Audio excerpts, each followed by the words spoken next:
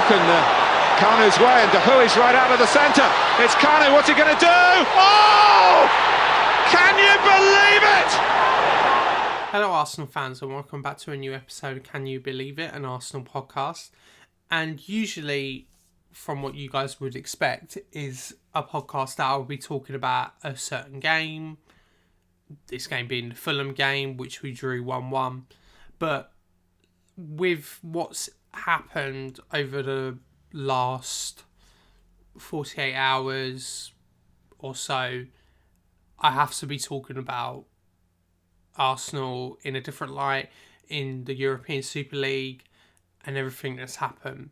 Now, just in case you've been living under a rock, which I doubt you have, but the European Super League has been created, allegedly anyway.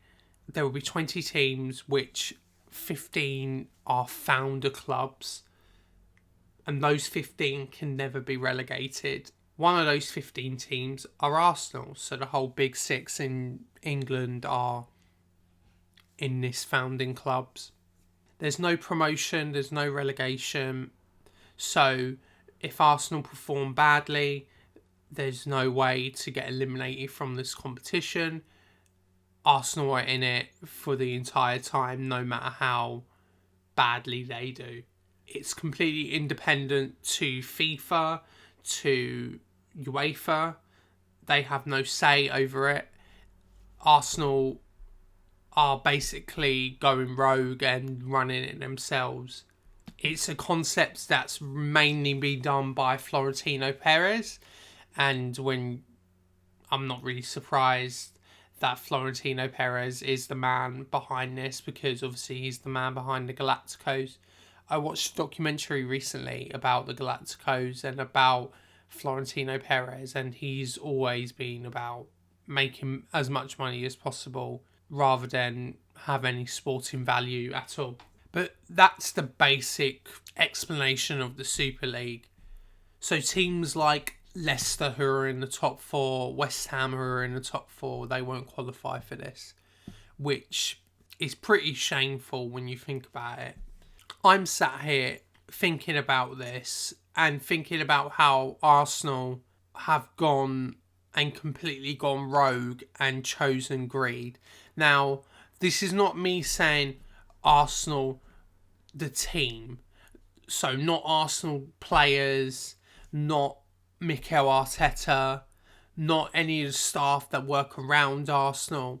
They were clearly not aware of this. This is 100% a decision that has been made by KSE. And why has this decision been made? It is only because of money. That is all. Arsenal Football Club is supposed to be about history, tradition and class. And KSE do not understand that, or do not care about it in the slightest. They don't care about us fans, really.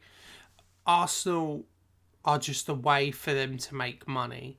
And that's fine. I understand that that's business. But I don't have to like it. And I don't like it. This whole Super League thing, I don't like it. It shouldn't happen. Now, that's not to say that the Champions League, the Europa League, the Europa Conference League, whatever you want to call them, is perfect. The new reforms from the Champions League are not good anyway. They're not amazing. But my point with it is that at least those are based on sporting merit. Always on sporting merit. Now, you obviously know me as a massive Arsenal fan, as an Arsenal fan who loves the club, who invests their money, their time into watching the club they love. But if I'm being honest, Arsenal don't deserve to be in this Super League because we're 9th in the league. On sporting merit this season, Arsenal do not deserve to be in this league. None at all. Leicester deserve to be in this league more than us because they've at least made better decisions. They've been a smarter run club. And I think that's the worst thing about this, is that even though I'm a fan of a club that is going into this Super League, it feels cheap because Arsenal have got basically a get out of jail free card. They have got a chance now to go into this Super League and get a lot of money without any incentive to do well. Who cares if we do well in the Super League? We're still going to get paid a load of money anyway. That's the most important thing to me, is that Arsenal could finish bottom, and realistically, we probably would finish near the bottom. We would still get a lot of money. We would still get a lot of money. We would still get a lot of money from the Super League, much more than we ever earned in the Premier League or in the Champions League. And it's only the start, really. What is stopping KSE to move Arsenal away from London into America, for example? They chip away at these things. First you have the Super League, and then you have, okay, these games are not going to be happening in London anymore, in Manchester. They're going to be happening in America at neutral venues. And then eventually you'll probably get clubs move like NBA franchises. There's nothing stopping Stan from moving us to LA where the Rams are. And if you look clearly in the messaging of how this has been branded, it's not called European Super League, it's called the Super League. That means it doesn't have to be in Europe. That keyword Europe is completely removed. So that means these teams could be moved wherever they want. Real Madrid have a massive Asia fan base.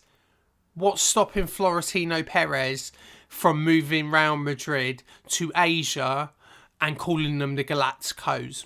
There's nothing now, because these owners have control of the club and can do whatever they want for it.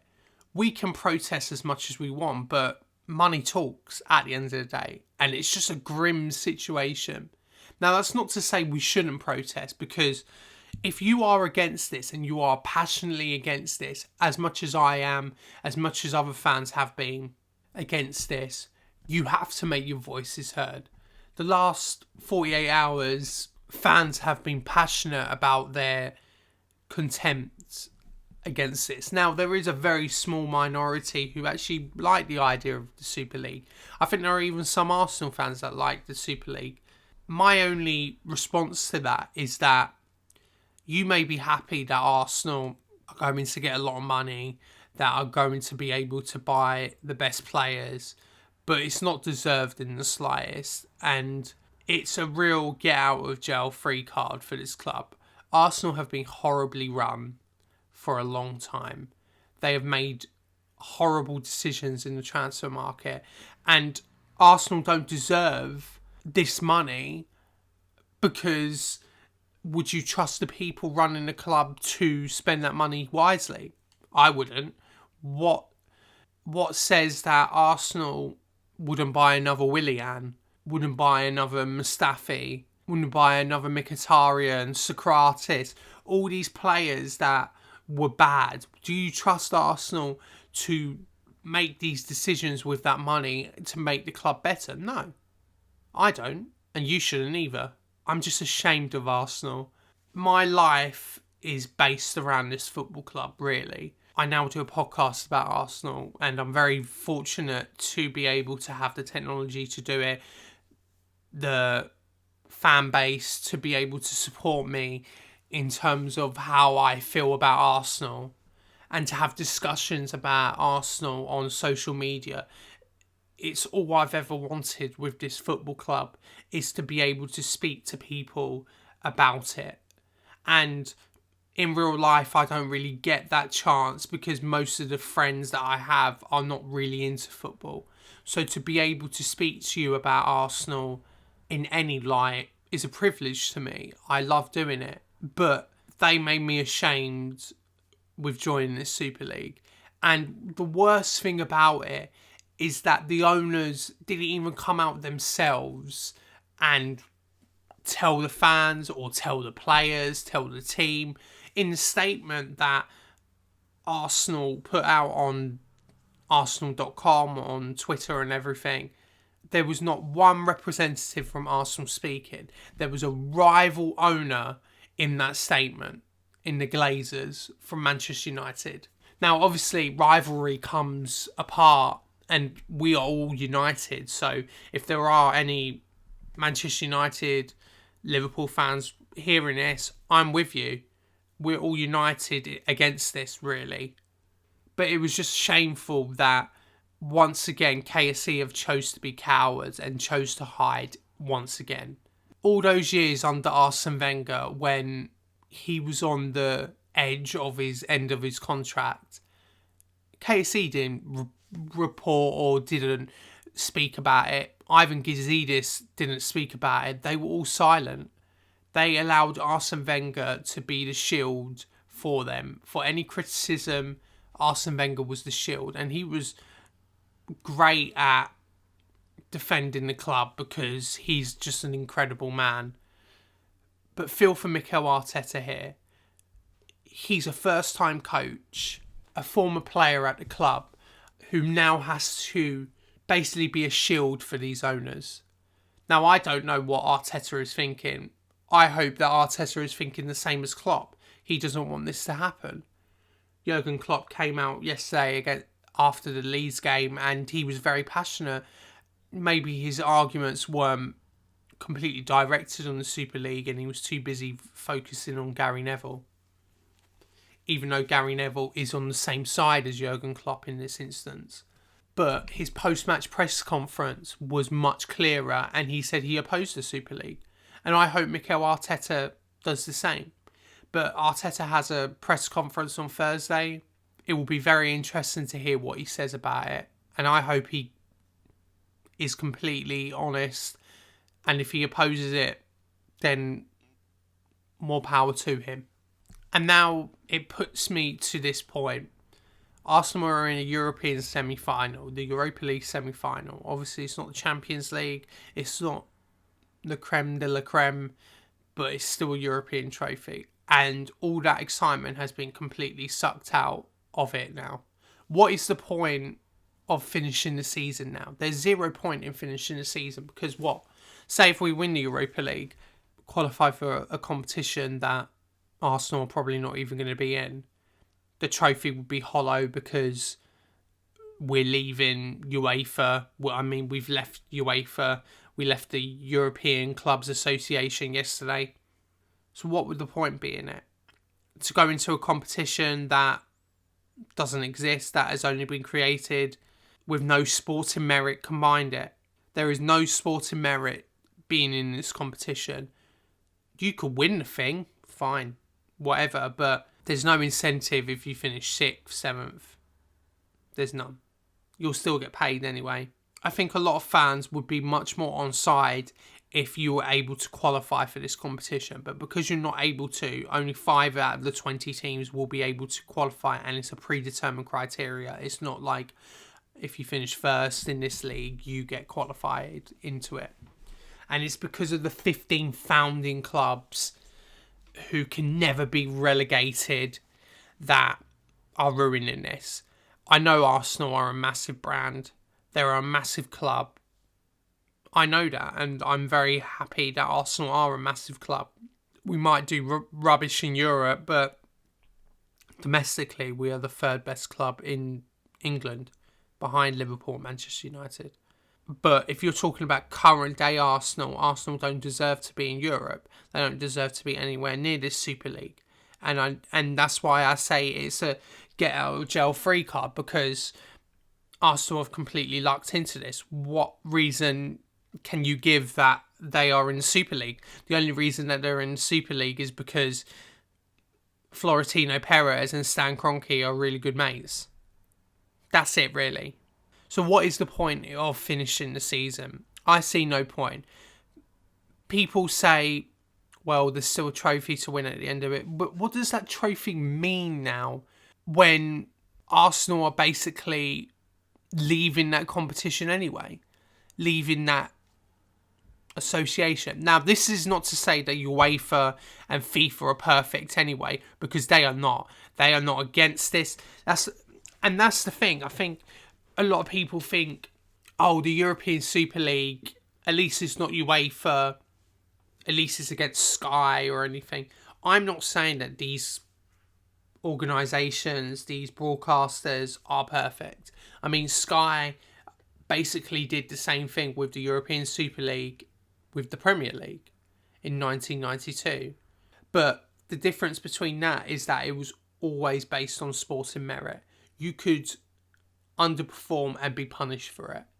And that's the point for me, is that no matter what happens with Arsenal, no matter if they finish 7th, 10th, whatever, I don't understand the groups.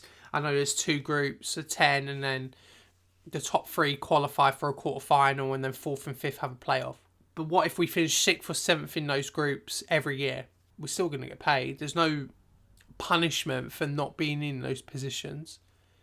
It's just the glorified pre-season trophy at the end of the day, because it doesn't really matter. There's no established history with this. Now, obviously, everything has to start somewhere, and there will be a history, and eventually there will be reason to win this trophy.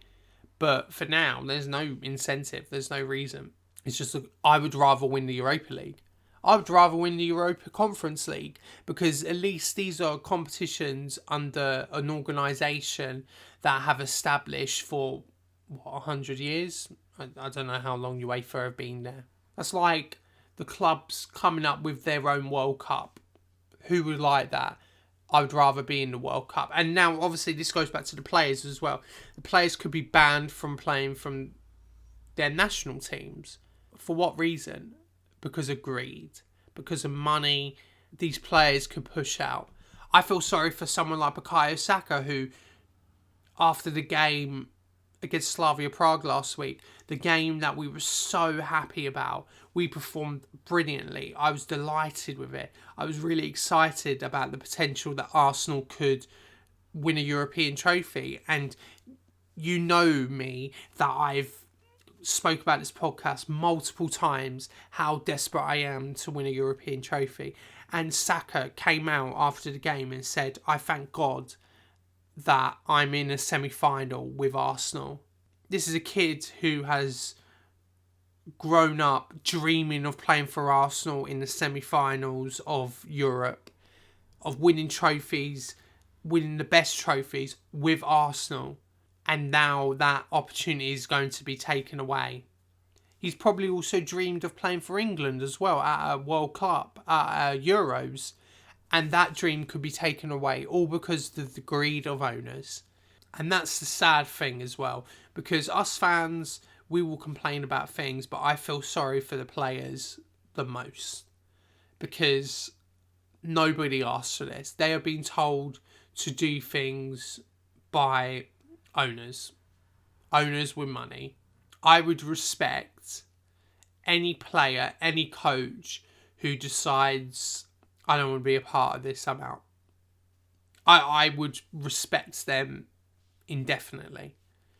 If Klopp resigned today, I would 100% respect him, because he's just a classy man that holds his principles to a high standard. Any player that wanted to leave Arsenal, I would totally respect. I would totally get it. I would be totally behind it. So what now? We await the remaining 14 clubs to have a discussion with the Premier League. The Big Six are not invited. We wait for those 14 clubs to have a discussion. The Premier League will then decide if we're expelled or if we are going to get expelled from the Premier League. Now, obviously, this Super League idea, they still want to run in the domestic leagues, but if the Premier League don't want that, then they could just kick us out, ideally. I know a lot of people say it's just threats, but ultimately, what's stopping them from doing it? The Super League was always supposed to be just a threat to get what they wanted, and now it's a reality, so everything's off the table now. Everything is basically fair game because of this one Super League idea. So we await that. We await UEFA's decision if we're still allowed to play in the Europa League semi-final. if Chelsea are allowed to play in the Champions League semi-final with Real Madrid. It's just a real shame because this season's been pretty bad for Arsenal anyway. And this European trophy was, for a lot, that one thing you were holding on to. And now it's just been taken away. Not because Arsenal have been knocked out of Europe, which, if they did, would have been fair. Yes, we would have been gutted. If the refereeing decision didn't go our way, we would have complained about it. But that's sport. Sometimes things don't go your way. But the reason why we would get knocked out is because of the greed of owners, and ultimately I'm not happy with that. And I don't think anyone else should be. Now, I think you're probably sitting here wondering, does that mean, Met, you're going to stop supporting Arsenal? I don't think I could ever do that. I think I mentioned on Twitter that I probably would have to find a new club, but realistically, I know in my heart that I could never do that. Unfortunately, I'm an addict to Arsenal. I'm addicted to this club and their stupidity all the time. And I love it. And you can call me foolish. I respect anyone who decides, this is it, I'm out. I would respect you completely. And I'd say more power to you. Anyone that wants to say, I'm out, go support your local, I would 100% respect you. But for me, it's difficult because I've based my life around it. I now do a podcast about Arsenal, and I enjoy doing this podcast about Arsenal. I enjoy watching Arsenal no matter how badly they play, how much they frustrate me throughout a season. I enjoy watching Arsenal Football Club, and that is difficult. Now, I think some people will say that I'm against progress, that I'm against change, and I'm not. Football needs to change, and any changes I welcome, because if they're a good idea, then it's completely fine, but it has to be based on sporting merit. This is the one point I have to go back to, is that you cannot make a league where teams cannot get relegated, or teams cannot get punished, or teams can underperform and still get paid loads of money compared to other teams who are doing much better than them. It always has to be based on sporting merit. That is my 100% feeling about it. If Leicester are better than Arsenal, they deserve to have European football ahead of Arsenal. That's completely understandable. I obviously don't want to see it. I want to see Arsenal win the best trophies, play the best teams, but not like this. And it goes back to the argument as well that, oh well, Arsenal will be playing the biggest games all the time. Don't you think that will get boring though? Arsenal always playing Barcelona, Bayern Munich, Juventus, Inter Milan, Real Madrid, all these teams playing. It would get boring. The reason why games are big is because they are rare. That is why. Why was Arsenal versus Real Madrid in the 2006 Champions League a big game, a big tie, and Arsenal fans absolutely were ecstatic when Arsenal came out winners? Because that was rare. Arsenal haven't played Real Madrid since. That game was 15 years ago now. It's a rare occasion. That's what makes it good. Why do you think fans get annoyed when we constantly draw Bayern Munich or Olympiacos or Barcelona in Europe? Because we've seen it before. Why do you think fans enjoy or request to face teams that they've never played before? I think when we drew Rennes in the 2018-19 Europa League, I thought that was exciting because we have never played a team like Rennes before. When we drew Valencia in the Europa League semi-finals that same season, it was exciting because we hadn't played them before. We've drawn Villarreal. It's been 15 years, maybe 13 years. I think we drew them a few years later, but it's been a long time since we played Villarreal. What's the point if you're facing these teams every week it stops becoming big games. It just becomes regular. And then there's no big games. Every game is just normal at that point. It will just get boring and saturated. And now you can say, oh, well, fans don't want to watch Burnley versus Southampton in the Premier League. No disrespect to any of those clubs, but they want to see the Manchester United versus Chelsea games, the Liverpool versus Arsenal games. But there will be a time where people get bored of it. And what about fans of those clubs as well? They want to watch those games. They follow their teams up and down. I'm just ashamed of our owners, and I've talked about it long enough in this podcast that I think you understand how my feelings are behind it.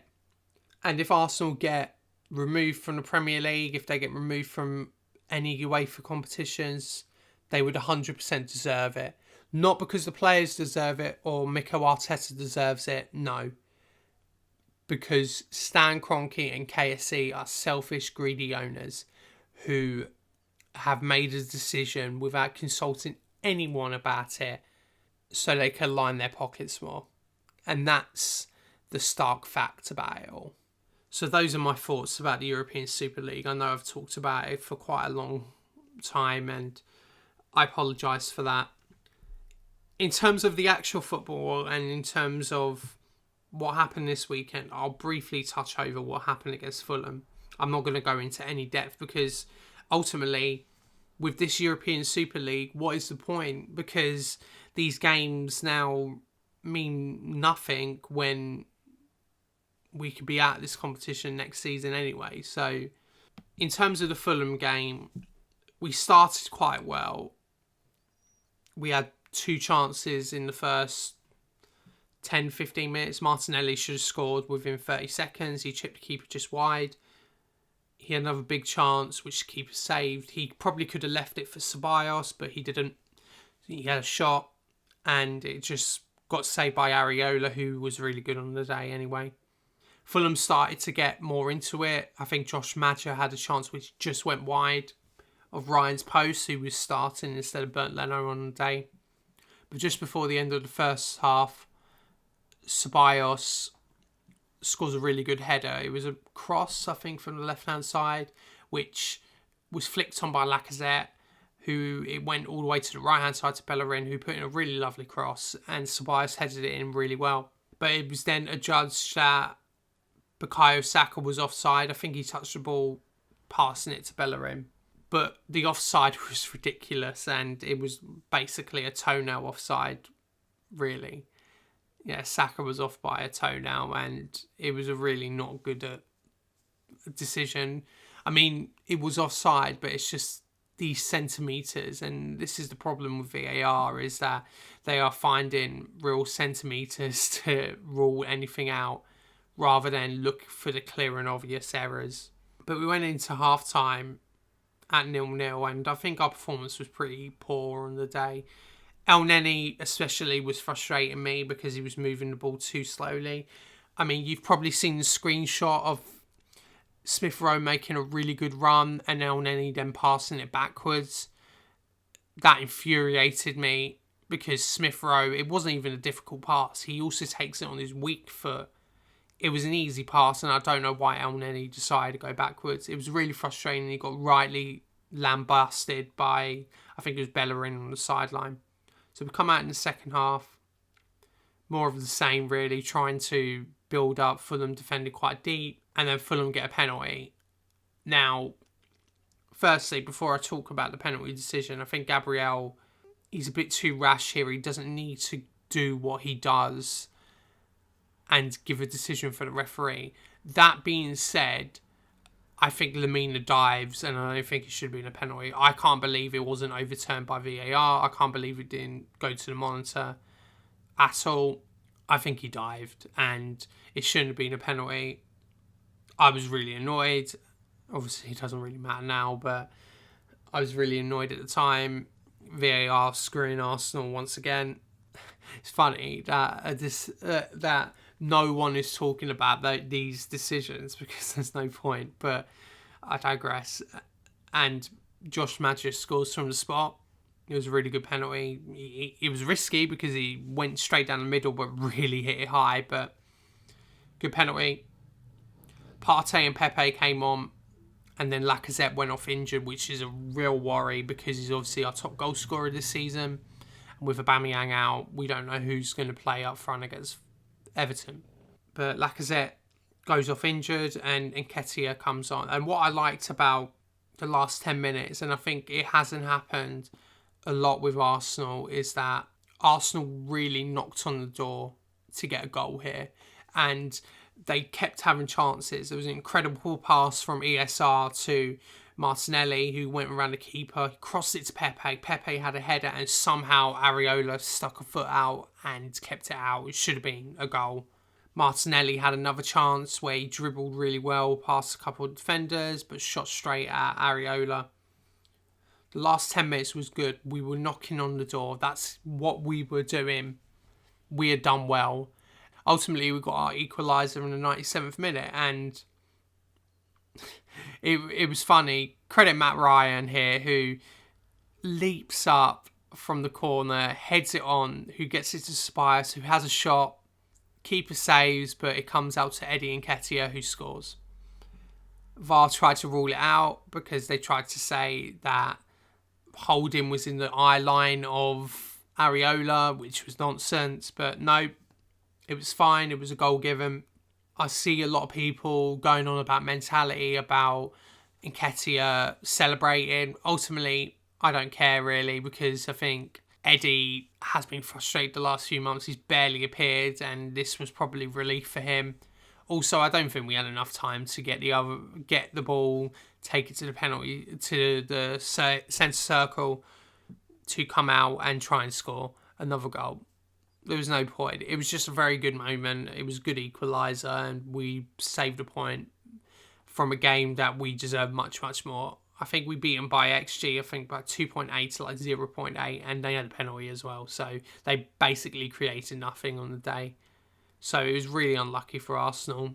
And I guess it goes back to the fact that fans were really annoyed about this, and I think more people would be justifiable if they weren't annoyed if Arsenal had not gone on the run they did at the start of the season. But because they have, it basically means you have to be perfect for the rest of the season, and we wasn't. So not good from Arsenal. A 1-1 draw. We deserve to win, but again, the result is not good enough. And now obviously we have a few days before we go to Everton. No, Everton come to the Emirates, but obviously it's going to be overshadowed with pretty much everything else that's going on.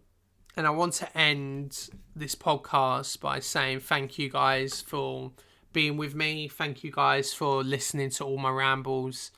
Without your support, I wouldn't do this podcast, and ultimately, unfortunately, I'm still going to be here. I'm still going to be talking about Arsenal. I can say as much as I'd like that Arsenal are dead to me. I'm going to support my local team. I do support my local team anyway, and ultimately Arsenal are my life, and I thank you guys for listening to my rambles. I'm going to apologise because I got asked 2 questions, but I'm not going to answer them because I've basically answered them in this podcast anyway.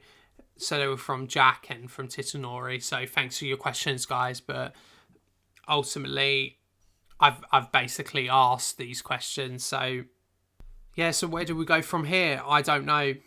In terms of Arsenal, the league season, I mean, was pretty much dead anyway. The European season, I don't know what's going to happen.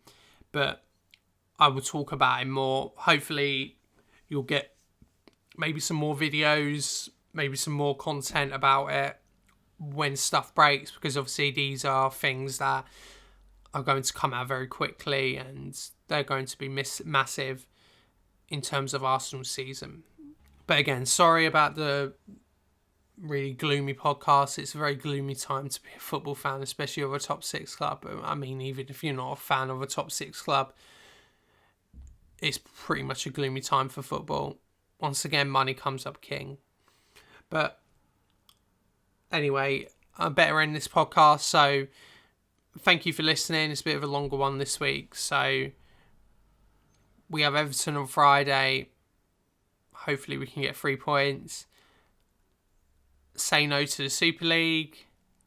And come on, you Gunners. Well, it's broken Kanu's way, and De Hui's right out of the centre. It's Kanu, what's he going to do? Oh!